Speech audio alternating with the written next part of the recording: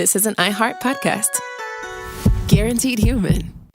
Imagine winning game day before the whistle blows. With American Express as the official payments partner of the NFL, card members around the world can get used to that feeling and enjoy incredible experiences at select events all season long. Plus, with the American Express Platinum Card, you can get exclusive access to unique experiences at sporting events and concerts worldwide, getting you closer to the moments that matter. Now that's membership at its best. Terms apply. Learn more about Amex's partnership with the NFL and premium events collection at go.amex/NFL. I'm Daniel Jeremiah. And I am Greg Rosenthal. I know that, Greg. We're teaming up on 40s and Free Agents, the podcast that owns the NFL offseason. This is where teams are built. Free agency, the combine, pro days, trades. Every move matters. From my draft boards and mock drafts to my vaunted top 101 free agents and how rosters come together. Quarterback movement. Surprise signings. We'll tell you what it means and who really wins. Open your free iHeart Radio app, search 40s and Free Agents, and listen now. This is the Late Round Podcast with your host, JJ Zacharisa.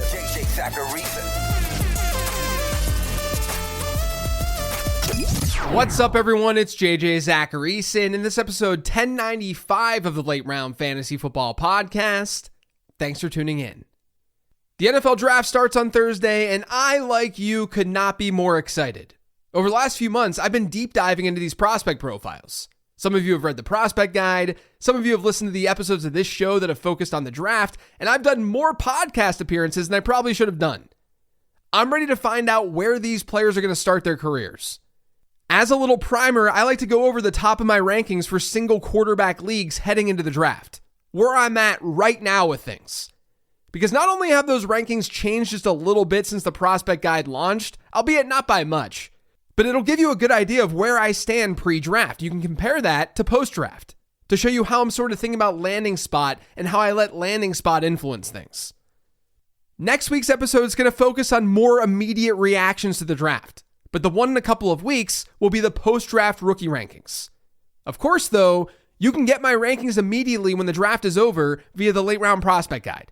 That guide's available right now on lateround.com, and it features 170 pages of model talk, player profiles, and more.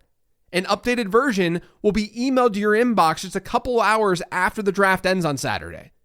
So if you purchase now, you can get that pre-draft version, save that down, and then also get the post-draft version of that guide on Saturday. That's all found on lateround.com. Now let's talk about where I have things ranked just before this draft starts. I'll be doing today's show by tier, and there's a player, Jeremiah Love, who's simply just in a tier of his own in this class, even in Superflex leagues. This is one of those don't overthink it kind of players, even if he gets a rough landing spot versus one of the wide receivers getting a good one. Love is looking like he's going to get top 10 draft capital, potentially top 5. But even if it's just top half of the first round, he's in good company. Since 2011, which is when the ZAP model dates back to, we've had 10 top half of the first round running back selections. Trent Richardson, Melvin Gordon, Todd Gurley, Ezekiel Elliott, Christian McCaffrey, Leonard Fournette, Saquon Barkley, Bijan Robinson, Jahmyr Gibbs, and Ashton Genty. The only player who didn't hit 17 or more PPR points per game in one of his first 3 seasons on that list has been Genty. He's only played 1 year in the league, though.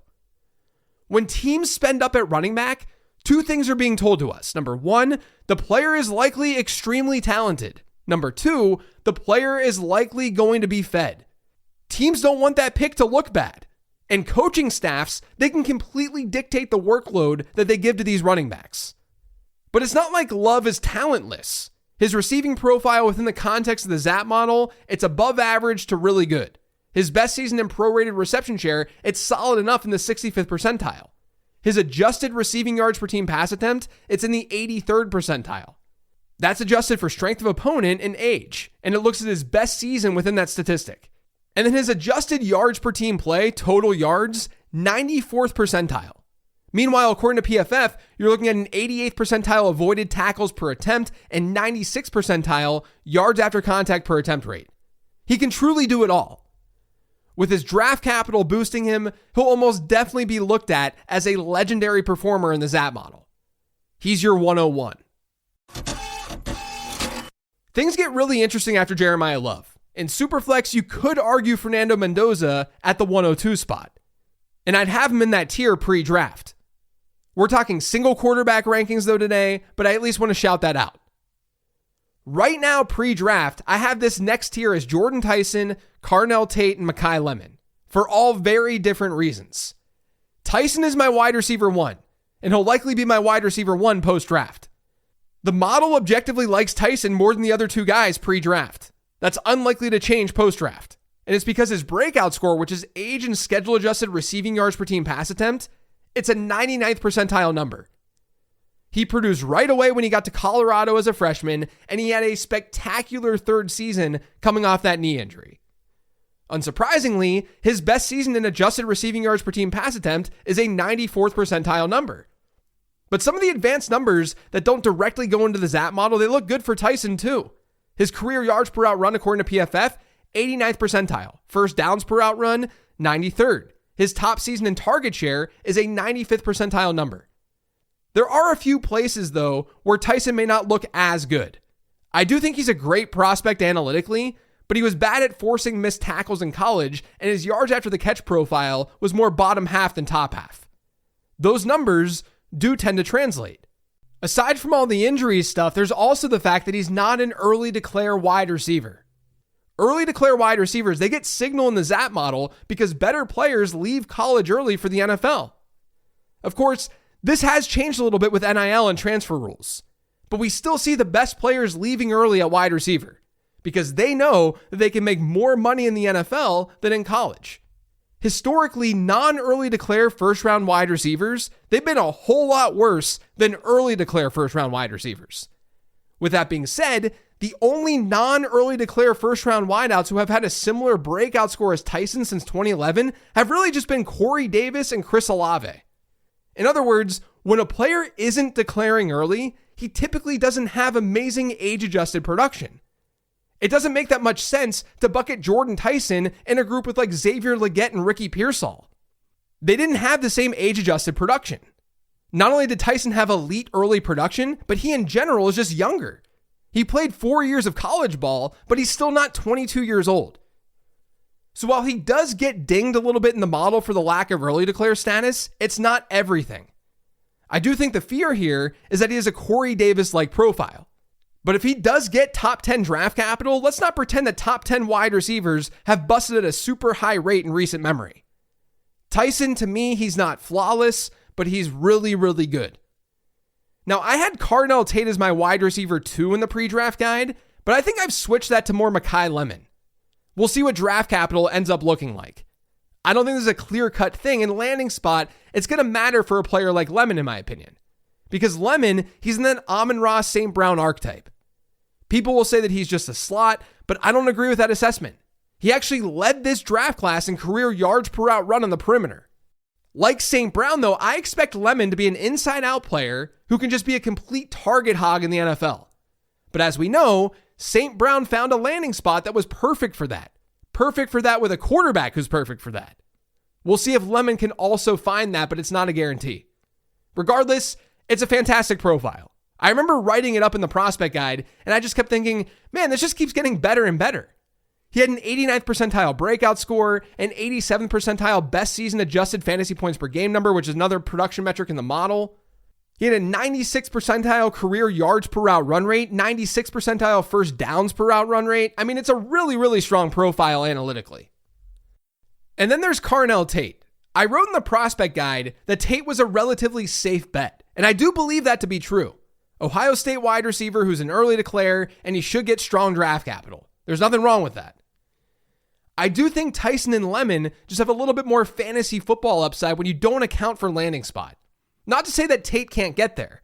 It's just we haven't seen him be a target hog yet. He maxed out at just a 22% target share in a single season in college, a bottom half number in the class. Now you could argue that was due to competition, but other players have elite competition too, even from that same Ohio State team, and they're able to get above that number. It's part of the reason that the model just views him as a lesser prospect than the other Ohio State wide receivers who have come out over the last 5 years or so. But Tate can win at all three levels, and he's got one of the best contested catch rates that you're going to find. That's not always a good thing, But when you know that there is separation to a player's profile, it's certainly not a bad thing. His 87th percentile breakout score, that's strong too. So these 3 wide receivers, I think they're actually all pretty strong. I've seen a lot of talk that those 3 wide receivers just lack that true wide receiver 1 ceiling. And maybe that's true from a real football perspective. Maybe with like a Lemon or a Tate, maybe Tyson too. But I'm projecting fantasy success. And in the right spot, I think each of these players has a chance to be a key piece to your dynasty roster. One tier down and all alone in this tier, I've got Casey Concepcion. If you guaranteed top half of the first round capital for Concepcion, I may bump him up a tier, but I don't think that's going to end up happening. The difference between Concepcion's production profile versus the other 3 wideouts in this class is that he never had a truly spike season. In fact, his best season in adjusted yards per team pass attempt was just in the 55th percentile. Unadjusted, it looks even worse. His career yards per out run is a 49th percentile mark. Now we can look at all those single metrics and say to ourselves, wow, first round wide receivers who have average yards per out run profiles, they don't work out at a very high rate. But to me, this is exactly why modeling can help. Instead of just looking at one factor, you're looking at many factors. And because Concepcion got to NC State and he produced immediately, he has a breakout score in the 78th percentile. It's pretty good. When you're looking at the back half of the first round, we see plenty of players who have had that type of breakout score. Some have hit, some haven't hit, but that's what you get with wide receivers in that range in general. The fact is, Concepcion had other things working in his favor. He's an early declare, so his raw numbers naturally are at a disadvantage. Had he come back for another year, wouldn't we expect that yards per out run rate to improve? This isn't like Matthew Golden last year where yes, he was an early declare, but his production profile was substantially worse. His breakout score was in the 41st percentile. His career yards per out run was even worse than Concepcion's. But yes, overall, an early declare wide receiver is at a disadvantage when it comes to cumulative statistics compared to non-early declares. We can't forget that when we're evaluating Concepcion. You can't compare his numbers to like Bryce Lance. Lance had 1 reception through 3 seasons at a smaller program. Concepcion is leaving college for the NFL after 3 seasons. On top of that, there's versatility littered throughout Concepcion's profile. He started off as a slot at NC State. He moved to more of an outside role with Texas A&M. He had his best season in 2025 with A&M. Like Mekhi Lemon, Concepcion's out wide yards per route run rate across his career, it's actually better than what he did in the slot. And then there's rushing production to his profile too. He had 431 rushing yards in college, and hitting some baseline for rushing production, it doesn't have to be 431 yards, but some baseline gets signal in the ZAP model. It's really a great profile. It's just not as great as the other 3 wide receivers in this class, in my opinion. But I'm a Concepcion fan. I hope he finds the right spot in this draft. There's another drop after Casey Concepcion, but I do think Omar Cooper should be the next player on this list. There's at least some chance that Omar Cooper has a pretty similar ZAP score as Casey Concepcion post-draft, largely driven by the difference in draft capital. While you're watching round 1, if the gap between those 2 players is large from a draft capital perspective, you can assume the 2 will look close in the ZAP model. If it's not, then the model is going to definitely favor Casey Concepcion. But Cooper's been rising up draft boards ever since the prospect guide was published. I get it from the standpoint that he's a player that I can see teams really liking. I don't exactly get it from an age-adjusted production perspective. Kind of. I actually don't think Cooper is a bad player at all. Despite very little production across his first 2 seasons of college, Cooper has a 55th percentile breakout score. And outside the model, his career yards per out run ranks in the 79th percentile. He's also unbelievably good in yards after the catch. His avoided tackles per reception mark of 0.31 across his career, that's a 97th percentile average compared to other players in the ZAP model. That breakout score, though, is usually better for, let's say, an early second round pick than like a mid to late first round pick. His breakout score is 41.7, which, like I said, 55th percentile. Since 2011, here are the first round wideouts with breakout scores between 30 and 50. He's basically right in the middle of that. Brashad Perriman, Kevin White, Philip Dorsett, Josh Doxson, Henry Ruggs, Kadarius Toney, Zay Flowers, Xavier Legette, Ricky Pearsall, Matthew Golden, and Travis Hunter. Now, I'm trying to be better at not having these arbitrary thresholds when doing analysis for these players. Because Omar Cooper in the early second round shouldn't have a much different outcome than Omar Cooper in round 1. I mean, maybe expectations are different. Maybe it changes the way that he plays or something like that. But if he went 34th overall, he'd be among more hits with that breakout score. Because round 2 wide receivers tend to have worse breakout scores. But some of them have hit. Day 2 guys, Michael Thomas, Deebo Samuel, Michael Pittman, Ladd McConkey. Now, some of them, like Ladd McConkey, had better yards per out run numbers. But overall, there are still more misses than hits, but he can still hit. He can still be okay. I don't think it's all doom and gloom. Overall, I just think Concepcion's age-adjusted production is a lot safer than Omar Cooper's, as well as his age in general. He's an early declare wide receiver while Omar Cooper is not. But I don't think Cooper is like a horrible prospect. Now look, a lot of this could be said also for Denzel Boston. So let's just talk about Boston here too. Now, I'm not one who thinks that Boston is like the next Mike Evans. I've seen some analysts with Boston as their wide receiver 1 in this class. And look, maybe that happens. We have to have an open mind. I'm not sitting here saying that I'm definitely right about these players, because I know I'm going to be wrong about a lot of this stuff. That's how it works with the NFL draft. We're playing probability here. Boston, though, to me, he looks more of like a Jaden Higgins-like prospect. Very solid, but probably not going to give us like an alpha ceiling. And maybe the higher end comp is more like Cortland Sutton. Boston had a better breakout score than Omar Cooper in the 61st percentile, but it's barely better. He basically qualifies for all the stuff that I just talked about a second ago with breakout score. His career yards per out run, though, is a little bit troubling. It's 2.02. Forget draft capital for a second. Boston might go in round 1. He might sneak into round 2. Though I do expect him to go in round 1. But even when you take out draft capital completely as part of your consideration, since 2020, we've had just 2 wide receivers with career yards per out run rates below 2.2 reach 14 or more PPR points per game in a season across their first 3 years. Amon-Ra St. Brown and Nico Collins. Neither obviously were first round picks, and both of them, they were early declare wide receivers. So going back to the discussion earlier, they're at a disadvantage for career numbers like this because they didn't benefit for playing that extra year or 2 in college. Both players, they also had better breakout scores, which isn't a surprise given the early declare status. Now you can explain some of this away for Boston because he played with good competition at Washington across the first couple of years of his career. But there's still not a ton of green with his analytical profile overall. He's got a good first downs per route run rate, something that we don't always see with bigger bodied wideouts. And his contested catch profile is great. But that also scares me a little bit about separation, at least with a player like this. So realistically, this is a profile that in recent memory has been more average to below average versus expectation. There's a chance that Boston moves down a tier post-draft as a result. Now, technically, I do think having Kenyon Sadiq ahead of Boston right now makes sense. I just had a good opportunity for a transition talking about Omar Cooper to Denzel Boston. Sadiq is a really difficult evaluation, I'll be honest. On one hand, the new tight end Zap model really does like him. And sure, some of that is draft capital related. But it also thinks that some of the production stuff is overstated.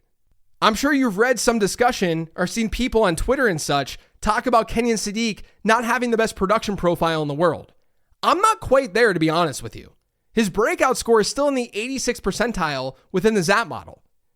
That's because while his numbers weren't insane, he's still really young. He just turned 21 years old. His yards per out run profile is not elite. He has a 1.72 career yards per out run rate according to PFF. That's a 74th percentile number. But that's also on fewer seasons. It's really not fair to compare his yards per out run profile across his career to someone like Trey McBride or Sam Laporta. They played more collegiate seasons. I mean, Trey McBride had a worse yards per out run rate after 3 seasons in college compared to Kenyon Sadiq. He just boosted it with that final year. Sam Laporta's was almost identical. A big problem with Sadiq is that he doesn't have the cleanest comps in the world. But I've said this before. Finding clean tight end comps is really difficult. There are only like 6 elite tight ends over the last 15 years in fantasy football. And some of them weren't even looked at as amazing prospects. So comp-wise, yes, you're getting the Noah Fants, the O.J. Howards of the world, and that's a little bit scary for people. But it's not like prospects are going to consistently be comped to players like Kyle Pitts and Brock Bowers. there are fewer really good tight ends to choose from. And tight ends just don't make the same kind of impact in fantasy football as running backs and wide receivers do. We'll see what happens with Sadiq's draft capital. But for now, given the production, given the insane athleticism, as a mid-first round pick, I'll put him right here in the rankings. For the final tier today, I'm going to talk about 4 players. I think Fernando Mendoza kind of belongs here in single quarterback leagues, pre-draft. More running backs can and should enter the picture post-draft when we know who actually gets good draft capital and what kind of landing spots they have. But Mendoza is at least a capable starter who's going to find himself with a good offensive-minded coach and decent enough weapons in Vegas. But I don't think we're going to see a crazy rushing ceiling from him to warrant a higher pick than this in single quarterback leagues. I also have Emmett Johnson here, the RB2 in this class in my opinion. The inputs that the ZAP model looks at, the 3 production inputs, they love Johnson. 94th percentile prorated best season reception share, 95th percentile adjusted yards per team play, 89th percentile adjusted receiving yards per team pass attempt. Maybe the lack of athleticism, maybe that ends up mattering. And maybe it turns teams off. It did impact his explosive run rate in college, which was in the 19th percentile. But I've said it a million times now. I think an Aaron Jones-like career is in Emmett Johnson's range of outcomes. I'll throw Jadarian Price in here right now too, strictly because of draft capital or projected draft capital. His production profile is obviously lacking after playing with Jeremiah Love in college. That's a huge red flag. There's so much volatility to Jadarian Price's profile. But you could also argue that day 2 draft capital with that crappy of a profile, that also means that he's already starting off as an outlier. My biggest concern with Price, though, is that he's not enough of a pass catcher. That's number 1. And then he ends up being more of a change of pace player as opposed to a high volume one. That would obviously matter big time in fantasy football. And then finally, I'll shout out Eli Stowers here too. Stowers has a better production profile than Kenyon Sadiq, but draft capital more than likely isn't going to follow him the same way it's going to follow Kenyon Sadiq. Maybe I'll be pleasantly surprised though. Stowers is just a pure pass catching tight end, and that's very exciting. His career yards per route run rate, 94th percentile. His first downs per route run, 97th percentile. His breakout score is in the 90th percentile. And while Sadiq stole the show at the combine, Stowers, he would have stolen the show on any other combine. He's a freak athlete as well. His height adjusted speed score ranks in the 92nd percentile in the model. He's older than Sadiq though, and there are huge question marks about his blocking. That could obviously limit snaps at the next level, but overall, very, very fun prospect. So that's my top 12. That's the first round of single quarterback rookie drafts for me right now. Like I said, I think when we learn landing spots and draft capital for some of these running backs, maybe a Jonah Coleman type can find his way in here too. But that's where I stand heading into Thursday. That's it for today's show, though. Thanks to all of you for listening. If you yet subscribed to the Late Round Fantasy Football Podcast, make sure you are by searching for it pretty much anywhere podcasts can be found. And don't forget to follow me on Twitter and on Blue Sky at Late Round QB. Thanks for listening, everyone. There's a late round show happening on Wednesday at noon Eastern on YouTube, and that's going to hit the podcast feed a little bit early this week because of the NFL draft. So look for that on Wednesday instead of Thursday this week. And that's also because this week's Perspectives episode, that's going to drop on Thursday. I'm also doing some live stream best ball drafts this week over on the YouTube channel, so make sure you're subscribed there, youtube.com/@LateRoundFF. Talk to you guys soon.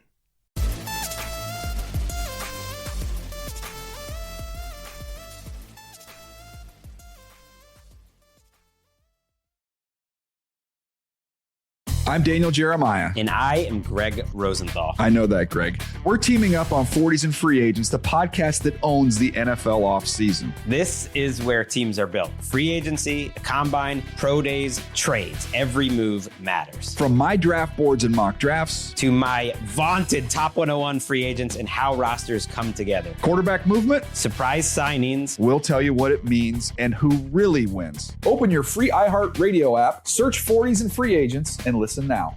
This is an iHeart podcast. Guaranteed human.